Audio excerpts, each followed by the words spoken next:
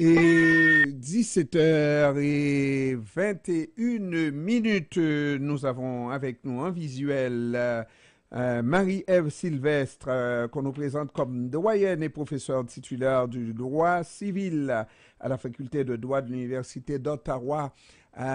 Vous êtes déjà la doyenne, C'est madame, bien ça. C'est bien ça, oui. Bonsoir, Monsieur Pierre.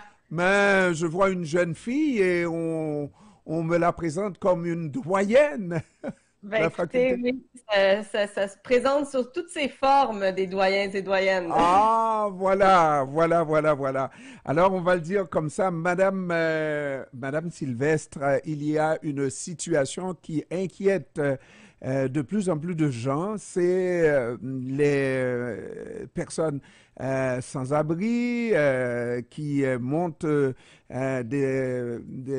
comme un sac de couchage de fortune, des tentes de fortune, et qui se font, et autrefois c'était essentiellement dans les grandes villes, entre autres Montréal, et là on commence à les retrouver un peu partout. Moi je vise à Longueuil, j'en avais jamais vu à Longueuil, et là on nous présente des tentes de sans-abri, des situations comme ça aussi à Longueuil, et les municipalités prennent sur elles de lever ces campements-là, de se les débarrasser. Je ne sais pas trop pourquoi. Est-ce que c'est pour aider ou parce que c'est des situations que nos yeux ne sauraient voir? Ouais, ben c'est une bonne hypothèse, c'est-à-dire pourquoi est-ce qu'on démantèle, pourquoi est-ce qu'on ferme ces campements-là alors qu'on n'a souvent pas d'alternative, pas de logement, pas d'autres abris à offrir à ces personnes en situation d'itinérance, en situation de pauvreté. J'habite la région d'Ottawa-Gatineau et à Gatineau, le campement prend de l'ampleur depuis les derniers mois. Les gens sont là pour toutes sortes de raisons, hein, où il y a une population diversifiée avec des besoins, mais aussi avec des droits dans ces campements-là, des gens qui sont là pour des questions de pauvreté, des questions d'accès aux soins, pour toutes sortes de raisons aussi parce qu'ils n'arrivent pas dans les refuges à pouvoir garder tous leurs biens personnels. Souvent, les gens nous disent, nous, on veut rester dans un campement parce qu'on peut garder nos choses dans nos tentes plutôt que de devoir s'en débarrasser lorsqu'on va dans des refuges. Mais ce qu'on entend essentiellement, c'est que les gens sont là faute d'alternatives, faute de logement. Et vous avez raison, les villes cherchent à les démanteler plutôt qu'à les aider et à trouver des solutions durables à des problèmes de pauvreté. Et maintenant, c'est une bataille comme l'est le Canada entre le droit individuel versus le droit collectif qui est défendu ici par ces municipalités-là. Est-ce que quelqu'un là peut pousser jusqu'à vouloir défendre ses droits individuels encore, jusqu'à mettre sa vie en danger? Parce que c'est de ça dont il s'agit aussi. On a des cas où les personnes, surtout l'hiver, l'été, on peut laisser passer, mais c'est l'hiver où les gens mettent leur vie littéralement en danger. Est-ce que les gens ont ce droit-là? Est-ce que ça peut aller jusque-là? Ben, en effet, les gens dans les campements tentent de protéger leur vie et leur sécurité en ayant toutes sortes d'abris de fortune. Donc, il y a des personnes assez organisées dans ces campements-là, des tentes isolées, des tentes hivernisées, il y a des moyens de chauffage. On est loin de l'idéal, hein, et dans une société riche comme la nôtre, on pourrait espérer que les gens aient droit à davantage de dignité et à un logement décent, à un abri adéquat pour répondre à leurs besoins, mais en l'absence de cette autre offre-là, ce que les campements leur permettent d'offrir, c'est justement de se protéger contre les intempéries. Et en les démantelant, c'est là, je pense, qu'on porte atteinte à leur droit à la vie, à la sécurité, puisque là, on ne leur garantit pas aucun abri pour se protéger. Et donc, ce que les tribunaux ont dit, ça a commencé en Colombie-Britannique, en Ontario, puis au Québec, certaines causes commencent à poindre dans les tribunaux. C'est essentiellement qu'on ne peut pas empêcher les gens de se protéger de défendre leur droit à la vie, à la sécurité, en s'abritant de la meilleure façon possible dans les campements. Donc, on ne peut pas les empêcher de le faire, à moins qu'on puisse offrir des alternatives qui répondent à leurs besoins. Et là où ça semble véritablement, en tout cas l'action des villes semble être questionnable et même plus que questionnable, c'est le fait de voir qu'on va démanteler un campement, mais rarement qu'on va démanteler une installation de quelqu'un qui, sans mettre une tente, n'est-ce pas, s'abrite quelque part sur la rue, à quelque part, n'est-ce pas? On ne va pas démanteler ça parce que ça fait moins mal à nos regards ou je ne sais quoi. Oui, je pense que vous avez raison qu'il y a quelque chose dans le regroupement collectif.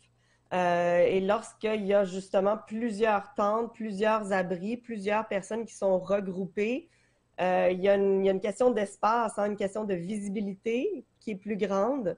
Et donc, peut-être que c'est davantage dérangeant. C'est plus facile de détourner le regard lorsque c'est un seul individu. Lorsqu'on arrive avec un grand campement, je pense qu'effectivement, ça attire l'attention davantage des autorités. Moi, ce que je pense que ça devrait sonner comme alarme, c'est de dire ben, le phénomène de l'itinérance, de la pauvreté visible dans nos espaces publics prend de l'ampleur. C'est un signe qu'il faut davantage investir en matière de services sociaux, en matière de logement, plutôt que de se dire comment est-ce qu'on pourrait faire pour démanteler ces abris-là. Là. Donc, je pense qu'on prend des fois le problème à l'envers et qu'on devrait plutôt se demander comment on fait pour aider ces personnes-là. Comment, dans la mesure où on n'est pas en mesure de donner des alternatives, on peut rendre les campements les plus sécuritaires possibles et les plus adéquats possibles. Dans certains rapports internationaux, on parle d'offrir de l'eau potable, de s'assurer que le chauffage est adéquat dans ces campements. Hmm.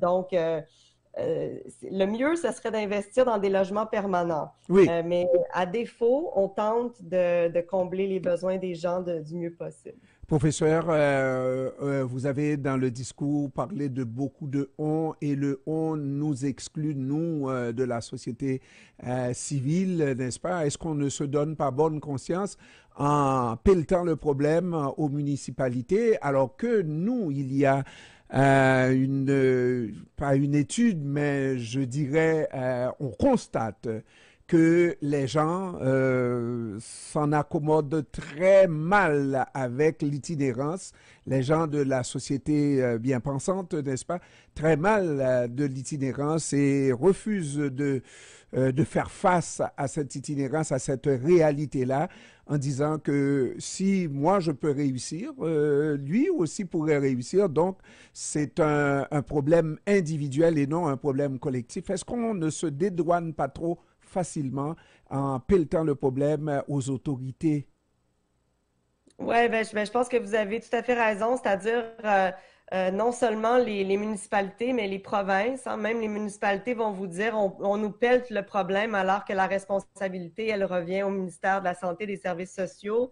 Au niveau provincial, des fois, on regarde vers le fédéral pour obtenir des financements. Je pense que c'est la responsabilité de tout le monde, y compris des individus, de ne pas détourner le regard et de collectivement vouloir changer les choses pour les gens, pour que tout le monde ait accès à un logement décent et au respect de leurs droits les plus fondamentaux.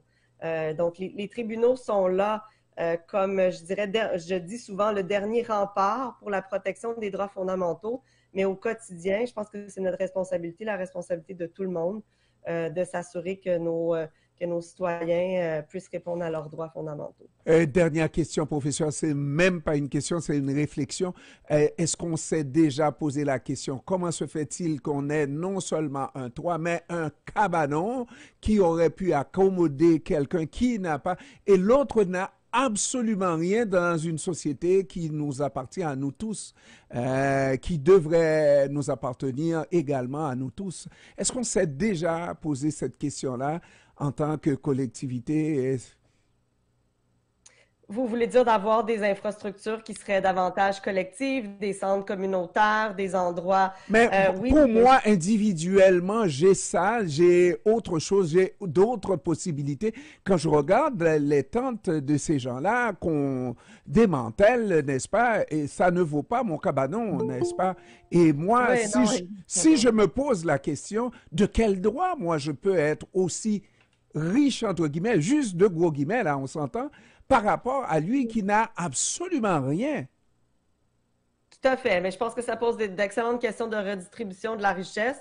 Et vous savez, lorsqu'on démantèle un campement, ben, la personne se retrouve devant rien, elle doit tout reconstruire à nouveau. Donc, dans ce cycle de destruction et d'éviction, on crée davantage de pauvreté, on crée davantage d'itinérance.